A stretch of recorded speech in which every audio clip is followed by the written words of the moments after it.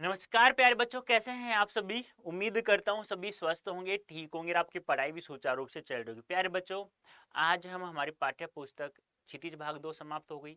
आज हम कृतिका भाग 2 से पहला ही चैप्टर जिसका नाम है माता का अंचल, और लिखा किसने? शिव पूजन साय जी ने। अब शिव पूजन साय जी ने एक उपन्यास लिखा था जिसका नाम था देहाती दुनिया। अब देहाती दुनिया जो प्रकाशित हुआ वो 1926 में प्रकाशित हुआ, जिसे हिंदी का पहला ग्रामीण अंचल का पहला उपन्यास, आंचलिक उपन्यास माना जाता है, या पहला आंचलिक उपन्यास माना जाता है। ये भी आपको ध्यान में रखना होगा। और उसी से माता का अंचल जो उपन्यास है वह लिया गया है। तो इसमें क्या दिया हुआ है? इसमें लेखक ने, शिव पूजन साय जी ने, अपने बचपन की घटनाओं के बारे में बताया है। देखो, माता का अंचल है, बेटा बैठा है जो कौन है? शिव पूजन साय जी, जिसका नाम यहाँ हमें भोलानाथ के रूप में पढ़ेंगे। ठीक है। और यह एक आत्मकथात्मक शैली में लिखा है इन्होंने अपने स्वयं के बारे में, किस प्रकार बचपन से ये धीरे धीरे धीरे बड़े होते हैं, इन्होंने क्या क्या किया, क्या क्या नहीं। इनके बचपन का नाम बताया जाता है भोलानाथ। ये अपने पिताजी को बाबूजी और माताजी को मैया के नाम से पुकारते हैं। इन्होंने कहा है कि मेरा माता से संबंध केवल इतना ही था कि दूध पीने तक का, और सब कार्य, खेलता कूदता खाता पीता मैं किसके साथ? पिताजी के साथ, और सोता भी पिताजी के साथ ही था। लेकिन जब ये चूहे के बिल में जब एक बार पानी डालते हैं बहुत सारे बच्चे, तो चूहे की जगह सांप निकल आता है। तो सभी बच्चे डर के मारे सा सा सा करते हुए उठते पड़ते गिरते लहूलुहान होते, किसी कांटे चुभ जाते, किसी का सर फूटता है, तो भगते हुए आते हैं। उस समय पिताजी चबूतरे बैठे हुए हुक्का पी रहे होते हैं, लेकिन वो रोते रोते सिसकते हुए अपनी माँ की गोद में जाके, अंचल में जाके छुप जाते हैं। यहाँ तक कि पिताजी ने पूछा क्या हुआ भोला, क्या हुआ, लेकिन वह नहीं बताता है और माँ की गोद में छुप जाता है। इस प्रकार से कहा जाता है प्यारे बच्चों, आज भी कोई भी इंसान कितनी भी बड़ी समस्या क्यों ना हो, माता के अंचल में जाके अपना सर रख देता है ना, और जैसे ही माँ सर में हाथ रखती है ना इस प्रकार से, तो प्यारे बच्चों आपको नींद आ जाती है, आप सारे दुख भूल जाते हैं। तो उसे है माता का अंचल। एक बार हम लोग पढ़ लेते हैं, थोड़ा सा सार पढ़ते हैं, ज़्यादा नहीं, पूरा नहीं पढ़ेंगे, सार पढ़ेंगे, जिसमें आपको एमसीक्यू भी आप लोग कर लोगे और सब्जेक्टिव क्वेश्चन से आप लोग सभी हल कर लेंगे। यह है अंश कौन सा? माता का अंचल। शिव पूजन साय के उपन्यास देहाती दुनिया से लिया गया है, जो सन 1926 में प्रकाशित देहाती दुनिया हिंदी का पहला आंचलिक उपन्यास माना जाता है। यानी कि यह जो उपन्यास है, यहाँ तो आत्मकथा शैली में जो लिखा गया है, यह देहाती दुनिया नामक उपन्यास से लिया गया, जो दुनिया का, विश्व का हिंदी का पहला आंचलिक उपन्यास माना जाता है, जो 1926 में प्रकाशित हुआ था। इतना ही नहीं, यह स्मरण शिल्प में लिखा गया हिंदी का पहला उपन्यास भी। स्मरण शिल्प यानी कौन, क्या होता है कि अपनी यादों पर लिखा गया उपन्यास, जो लेखक ने बड़े होकर के अपने बचपन की यादों को लिखा है। आत्मकथात्मक शैली में रचे गए इस उपन्यास का कथा शिल्प अत्यंत मौलिक और प्रयोगधर्मी, यानी आत्मकथा यानी स्वयं के बारे में।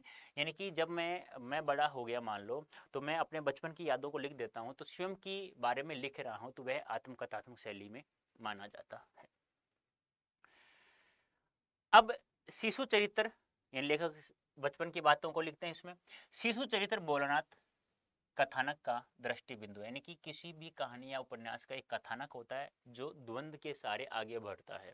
तो यहाँ कथानक का जो दृष्टि बिंदु है, केंद्र बिंदु है प्यारे बच्चों, वो है भोलानाथ। और भोलानाथ कौन है? स्वयं लेखक है, जिनका नाम है शिव पूजन सहाय।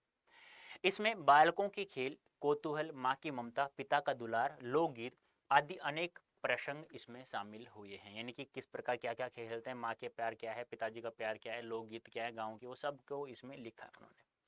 भभूत रमाने से हम खास बम बोला, यानी कि जब लेखक के पिताजी भभूत लगा देते थे तो वो खासा बम बोला, यानी कि शिवजी लगा करते थे। पिताजी बड़े प्यार से हमें भोलानाथ कहकर पुकारते थे, पर असल में हमारा नाम तारकेश्वर नाथ था। यानी कि जैसे एक वास्तविक नाम होता है, घर का नाम होता है, बहुत सारे का, जैसे बात करें हम तो बहुत सारे बच्चों को आप लोग समझ गए होंगे। जैसे इनका वास्तविक नाम था तारकेश्वर नाथ, लेकिन इनका बचपन का नाम पिता जो प्यार से निकालते हैं ना, जैसे कि आजकल पता है आपको, जैसे करवा चौथ का कल व्रत था, आपको याद हो तो 13 तारीख को था शायद, है ना। तो उस दिन कोई लड़का उत्पन्न हो जाता तो उसका नाम गांव में चौथमल निकाल लेते थे। चौथ्या चौथ्या या चौथमल, ऐसे नाम से पुकारते थे उसे। चाहे उसका नाम बबुल बबलू हो, या स्कूल में दीपक हो, कुछ भी हो सकता है। तो वास्तविक नाम तारकेश्वर नाथ था, और वैसे उनका प्यार से बाबूजी उन्हें भोलानाथ कहते थे। हम भी पिताजी को बाबूजी और माताजी को मैया कहकर पुकारते थे, लेखक कहते हैं तारकेश्वर नाथ जी। जब बाबूजी रामायण का पाठ करते तो हम भी बगल में बैठ जाते और आईने में अपना चेहरा देखते। पूजा पाठ कर चुकने के बाद वह राम राम लिखने लगते। अपनी एक राम नामा बही में वो अजहर राम नाम लिख करके उसे पाठ करने की पोथी के साथ बांध कर रख देते। उसके बाद 500 कागज के टुकड़ों पर राम नाम लिख करके आटे की गोलियां लपेटते और गोलियों को लेकर गंगा जी की ओर चल पड़ते। और जब कभी मैया हमें अचानक पकड़ पाती तब हम लाख छटपटाते पर भी एक चुल्लू कड़वा तेल हमारे सिर में ही डाल देती थी। लेकिन पिताजी अपने बेटे को कंधे बिठाकर गंगा नदी ले जाया करते, उनके हाथों से भी वो आटा खिलवाते थे मछलियों को। फिर हमारी नाभि और लिलार में काजल की बिंदी लगाकर चोटी गूंथती माँ और फूलदार लठ बांधकर रंगीन कुर्ता टोपी पहना देती। कभी कभी बाबूजी हमसे कुश्ती भी लड़ते। लेखक कह रहा है, मैंने शॉर्ट में लिखा है, ध्यान रखना, पूरा चैप्टर नहीं है ये, एक समरी जिसे कहते हैं। तो इसे आप लोग पढ़ लोगे ना, काफी हद तक सारे क्वेश्चंस आप लोग हल कर लोगे। लेखक कहता है, भाएं गाल पर पिताजी को मैं खट्टा चूमा और दाहिने पर मीठा चूमा लेने लगते तो अपनी दाढ़ी मूछ हमारे कोमल कोमल गालों पे गड़ा देते। फूल के कटोरे में वे हमें गोरस और भात सान कर खिलाते थे। बाएं गाल पर तो खट्टा और दाएं गाल पर मीठा। फिर मैया थाली में दही भात सानती, गोरस और भात सान कर तो पिताजी खिलाते। फिर मैया फिर थाली में दाल और भात, दही और भात सानती, मिलाती, सानती यानी मिलाना, अलग अलग तोता, मैना, कबूतर, हंस, मोर आदि के बनावटी नाम की कोर बनाकर यह कहते हुए खिलाती कि जल्दी खा लो नहीं तो उड़ जाएंगे। यानी कि जब पिताजी उन्हें गोरस और भात सानकर मिलाकर ही खिलाते थे तो वो कहते, मर्दवा क्या जाने कि बच्चों का पेट कैसे भरता है, तो ये छोटे छोटे खिला रहे हो कोर उसे, तो सोचेगा मैंने बहुत सारा खा लिया, पेट भर गया, लेकिन तुम क्या जानो पेट कैसे बच्चे का भरता है। तो वो थाली में दही भात सान कर मिलाती और छोटे छोटे कोर क्या होता है, नी वाला, एक बार नी वाला देते हैं, तो वो कहती कि बेटा जल्दी जल्दी खा ले, बोला जल्दी जल्दी खा ले इसे वरना ये उड़ जाएंगे। तो लेखक उड़ने से पहले जल्दी जल्दी उन्हें समाप्त कर लेता, उनका पेट भर जाता। तमाशे भी वैसे वैसे नहीं करते, तरह तरह के नाटक खेलते। चबूतरे का एक कोना ही नाटक का घर बनता था। वो पहले आज के खेल में पहले खेल में देखो कितना अंतर है। उसमें चिलम के खींचे पर कपड़े के थालों में ढेले के लड्डू, पत्तों की पूरी कचोरियां, गीली मिट्टी की जलेबियां, फूटे घड़े के टुकड़ों के पतासे जो होते हैं आदि मिठाइयां सजाई जाती। देखो कैसे कैसे खिलौने, यानी कैसे कैसे खेल खेल रहे हैं। चबूतरे का एक कोना ही तो उनका घर बन जाता खेलने का, और ढेले के लड्डू बन जाते, पत्तों की पूरियां बन जाती, गीली मिट्टी की जलेबी बन जाती, घड़े फुट्टे के टुकड़ों के बतासे बन जाते, आदि आदि वो मिठाइयां जचा लेते थे। ठिकरों के बट बटखरे और जस्ते के छोटे छोटे टुकड़ों के पैसे बनते। हम ही लोग खरीदार, हम ही लोग दुकानदार होते। लेखक कहता कि कुछ लोग दुकानदार बन जाते, कुछ दो चार लड़के, और कुछ लोग खरीदार बन जाते थे। अब बाबूजी काफी बार क्या होता, बाबूजी भी दो चार गोरखपुरियां पैसे खरीद लेते थे। थोड़ी देर में मिठाई की दुकान बढ़ाकर हम लोग घरौंदा बनाते, यानी कि वो खेल खेलने के बाद में वो घरौंदा बनाने में जुट जाया करते थे। धूल की मेड़ दीवार बनती, तिनकों का छप्पर, दातून के खंबे की दिया सलाई की पेटियों की किवाड़, घड़े के मोहड़े की चूल्हा चक्की, दिए की कढ़ाई और बाबूजी की पूजा वाली आचमनी कलछी बनती थी। ये खेल के नाम है, ध्यान रखना पूछा जाए कि 1930 की संस्कृति जो माता कांचल में देहाती दुनिया नामक उपन्यास से लिया गया है, उसमें दिया गया है, तो वर्तमान की संस्कृति और 1930 की संस्कृति में क्या डिफरेंस है, क्या अंतर है, तो आपको बताना पड़ेगा। यानी उस समय कौन कौन से खेल खेला करते थे, आज कौन कौन से खेल, इनमें अंतर क्या है, तो आपको याद रखना पड़ेगा। पानी के घी, दूल के पिसान और बालू की चीनी से हम लोग जोनार क्या होता है, भोजन, जीमना जिसे कहते हैं, जोनार होता है दावत देना जिसे कहते हैं जीमना, जोनार तैयार करते, जीमना। हम ही लोग जोनार करते, यानी हम ही तो जीमते और हम ही लोग जोनार बैठते, और हम ही तो जिमाते और हम ही जीमते, यानी हम ही तो परोसते खाना और हम ही लोग खाते। कनस्तर का तंबूरा बजता, अमोलियों को घिसकर सहनाई बजाई जाती, अमोले यानी आम की गुठली जो होती है उसे। टूटी चूहेदानी की पालकी बनती जिसमें दुल्हन बैठ के जाती है। हम समधी बनकर बकरे पर चढ़ लेते और चबूतरे के एक कोने से चलकर बारात दूसरे कोने में जाकर दरवाजे लगते थे। यानी कि टूटी चूहेदानी की पालकी बनती, उसमें दुल्हन बैठ जाती थी और वो फिर इस प्रकार से वहाँ एक चबूतरे के कोने दूसरे चबूतरे पर जाकर बकरे पर चढ़ जाते वो, और समधी बकरे पर चढ़ता, देखो यहाँ दिया हुआ है, तो एक कोने पर चढ़ करके दूसरे पर उतर जाते, यानी बारात पहुंच गई लड़की वाले के घर। वहां काठ की पटरियों से गिरे गोबर से लिपे आम और केले की टहनियों से सजाए हुए छोटे आंगन में कुल्हे का कलसा रखा रहता था। लौटने के समय खटोली का लाल ओहा डालकर उसमें दुल्हनी को चढ़ा लिया जाता था। आ रहा है ना मजा? लौट आने पर बाबूजी ज्यों ही ओहार उगार कर दुल्हन का मुख निरखने लगते तो हम भाग जाते, तो त्यों ही हम लोग हंसकर वहां से भाग जाते। खेल समाप्त हो गया। मूंज की बटी हुई पतली रस्सी में एक चुगड़ बांध गराड़ी पर चढ़ाकर लटका दिया जाता और दो लड़के बैल बनकर मोट खींचने लग जाते, तो ये लोग भी मोट खींचने लग गए। चबूतरा खेत बनता, कंकड़ बीज और ठेंगा हल जुआटा, फसल तैयार होते देर न लगती।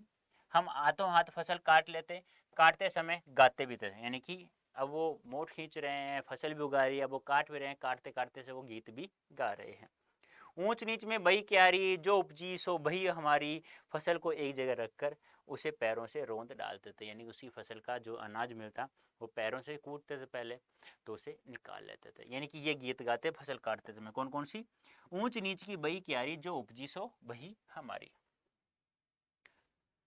कसोरे का सूप बनाकर ओसाते और मिट्टी के दिए के तराजू पर तोलकर राशि तैयार कर देते थे। जब कभी हम लोग ददरी के मेले में जाने वाले आदमियों का झुंड देख पाते तब कूद कूद कर चिल्लाने लगते थे।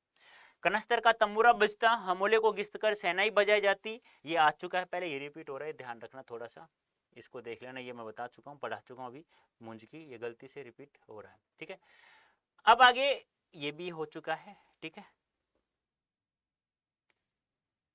अब आगे यहां से देखिए, चलो भैयो ददरी सूत पिसान की मोटरी, रहरी में रहरी पुरान रहरी, ढोला के कन्या हमार महरी, न जाने किस ससुर ने वैसा जमाई ढूंढ निकाला है। वैसा घोड़ा मुंह है आदमी हमने कभी नहीं देखा। आम की फसल कभी कभी खूब आंधी आती, वहां चुन चुनकर घुले घुले गोपी आम चबाते थे। हम लोग पेड़ों की जड़ से धड़ से सट गए, जैसे कुत्ते के कान में अठई चिपक जाती, मगर बरखा जमी नहीं, थम गई। बंद होते ही बाग में बहुत से बिच्छू नजर आए और हम लोग डरकर भाग चले जाते। यानी कि जब आंधी बारिश आती तो आम के पेड़ों से आम लग जाते, हम वहाँ चूसते रहते, तब तक बारिश नहीं रुकती, तब तक वहीं रहते, और बारिश रुकते ही वहाँ बिच्छू आ जाते और हम लोग डर के मारे भाग जाया करते थे। हम लोग, बेजू बड़ा ढीठ था, यानी कि एक लड़का था जिसका नाम बेजू था, वो बड़ा ढीठ था, नटखट था, नालायक। संयोग की बात है बीच में मूसन तिवारी आ गया। अब बेजू उसे चिढ़ाया और उसके साथ बच्चे भी चिढ़ाने लग गए, तो सभी बच्चे तो भग गए और बेजू और वो भी भग गया। तो वहां से स्कूल पहुंच गया कौन? मूसन तिवारी। और इस अध्यापक बताया ऐसे ऐसे बात है, बेजू और वो भोलानाथ ऐसे ऐसे मुझे ऐसे ऐसे कह रहे हैं, तो बड़ों का आदर नहीं करते हैं। तो फिर टीचर्स क्या करता है, दो चार कांस्टेबल लड़कों को उनको गिरफ्तार करने के लिए भेजता है, तो उनको पकड़ के ले आता है। अब अध्यापक उनको पीटता रहता है, तो उनके पिता को पता चलता है भोलानाथ के, तो वहां जाकर वो उनके पिताजी माफी मांगता है और अपने भोलानाथ को लेकर आ जाता है। अब भोलानाथ रो रहा था, सिसक रहा था, तो सिसकते वह अपने झुंड के सामने आया तो सिसकना भूल जाता है और उनके साथ खेलना लग जाता है। पूछा जाएगा कि जब भोलानाथ के पिता उन्हें स्कूल से लाते हैं, जब वो पीट रहा होता अध्यापक, तो वह अपने बच्चे सात वालों के मिलते ही वैसे सीखना क्यों भूल जाता है? मनोवैज्ञानिक ढंग से आप लोग बताइए। तो ऐसा क्वेश्चन भी बनेगा, एक ध्यान रखना। तो बेजू उनको चिढ़ाकर बोला, बुढ़वा बेईमान मांगे करेला का चोखा। किसको बोलता है? मोशन तिवारी को। हम लोग ने भी बेजू के सुर में सुर मिलाकर यही चिल्लाना शुरू किया। क्या? उनको चिढ़ाकर बोला क्या? बुढ़वा बेईमान मांगे करेला का चोखा। मोशन तिवारी ने बेहताशा खदेड़ा, यानी कि हमें दौड़ाया पकड़ने के लिए। हम लोग तो बस अपने अपने घर की ओर आंधी हो चले, यानी भाग चले। जब हम लोग न मिल सके तब मोशन तिवारी सीधे पाठशाला में चले गए। वहां से हमको और बेजू को पकड़ लाने के लिए चार लड़के गिरफ्तारी का वारंट लेकर हमारे घर आ गए। यानी कि जब मोशन तिवारी चला गया तो अध्यापक ने चार लड़कों को गिरफ्तार करके लाने के लिए कहा। बेजू तो 9 10 11 हो गया, यानी बेजू तो भग गया और हम पकड़ गए। रास्ते में फिर हमारे साथी लड़कों का झुंड मिला, वे जोर से नाचते और गाते, माई पकाई गरर गरर पुआ, हम खाए वह पुआ, ना खेलब जुआ। ये जब वो आते हैं तब वो गाते, जब स्कूल से उनके पिताजी लाते हैं उन्हें। तब तक सब लड़के सामने वाले मकई के खेत में दौड़ पड़े। राम जी का चिरई, राम जी का खेत, खा लो चिरई भर भर पेड़। 3 गीत आप चुके, ध्यान रखना। सचमुच लड़के और बंदर पराई पीर नहीं समझते, बात तो सही है। एक टीले पर जाकर हम लोग चूहों के बिल में पानी उलझने लगे, और वहां पानी की जगह क्या निकला आया? सांप निकल आया। तब तक गणेश जी के चूहे की रक्षा के लिए शिव जी का सांप निकल आया। सभी गिरते पड़ते भागे, हमारी सारी देह लेवलवान, देह क्या होता है? शरीर, लहलवान यानी कि खून खून निकल आया। पैरों तले कांटों की छलनी हो गए, पैरों के नीचे कांटे चुभ गए। हम एक सुर से दौड़े हुए आए और घर में घुस गए। उस समय बाबूजी बैठक के ओसारे में बैठकर हुक्का गुड़गुड़ा रहे थे। मैया चावल अमनियारी कर रही थी। झटपट हल्दी पीसकर हमारे घावों पर थोपी गई, पर हमने मैया के आंचल की प्रेम और शांति से चंदोई की छाया ने छोड़ी। कहने का तात्पर्य क्या है प्यारे बच्चों, कि इसमें क्या बताया गया, मैं 5 मिनट में 2 मिनट में बता देता हूँ पूरा पाठ। इसमें लेखक ने कहा है कि हम लोग बहुत सारे खेल खेलते हैं, खेलों के नाम आप लोग याद रखना है। इसमें एक मूंजन तिवारी को याद रखना है और एक बेजू को ध्यान रखना है, ठीक है। दूसरी सबसे बड़ी बात याद रखनी है कि लेखक ने कहा कि मेरा सिर्फ माँ से रिश्ता दूध पीने तक का था और सारे कार्य मैं पिताजी के साथ करता था, लेकिन जब वो चूहे की बिल में पानी डालते हैं तो वहां सांप निकल आता है, तो लेखक पिता के पास न जाकर माँ के आंचल में छुप जाता है और वह रोता है तो उसके साथ माँ भी रोने लगते हैं। तब भी कहा जाता है कि बच्चे अपने माता पिता दोनों में से माता से कुछ ज़्यादा ही अधिक प्रेम करते हैं। तो प्यारे बच्चों, ये था माता का अंचल, आप लोग समझ लेना। नेक्स्ट सेशन में MCQ और क्वेश्चन आंसर करवाऊंगा। उम्मीद करता हूँ आप लोगों को सभी को समझ में आ गया हो, तो आप लोग बहुत अच्छे से समझेंगे और मुझे उनके आंसर भी बताएंगे। तो प्यारे बच्चों, जो ये कोड दिख रहा था हमें Y323, मैक्सिमम डिस्काउंट कहाँ प्राप्त होगा? हमें प्राप्त होगा निश्चय बैच में। आप लोग जब भी ज्वाइन करेंगे तो Y323 कोड यूज करेंगे तो आपको मैक्सिमम डिस्काउंट प्राप्त हो जाएगा। यदि आप powerful spoken English batch join करना चाहते हैं तो भी कोड यूज करें Y323, तो भी आपको मैक्सिमम डिस्काउंट प्राप्त होगा। यानी कैसे अंग्रेजी बोले, फर्राटेदार अंग्रेजी सीखनी है तो आप लोग हमारे पेड बैच से जुड़ जाइएगा। अब आपको PYQ चाहिए, आपको MCQ चाहिए, तो ये सब आपको फ्री ऑफ कॉस्ट कहाँ से मिलेगा प्यारे बच्चों? Adda24 ऐप पर मिलेगा, डाउनलोड कर लीजिएगा, ठीक है। आप कहाँ पढ़ रहे हो? क्लास 9th एंड 10th में पढ़ रहे हो तो अच्छा सेशन लगता है प्यारे बच्चों, तो आपको लाइक शेयर देख लेना आप लोग, लेकिन कमेंट अवश्य करना कैसा लगा सेशन। तो प्यारे बच्चों, अभी के लिए इतना ही, धन्यवाद, थैंक यू सो मच।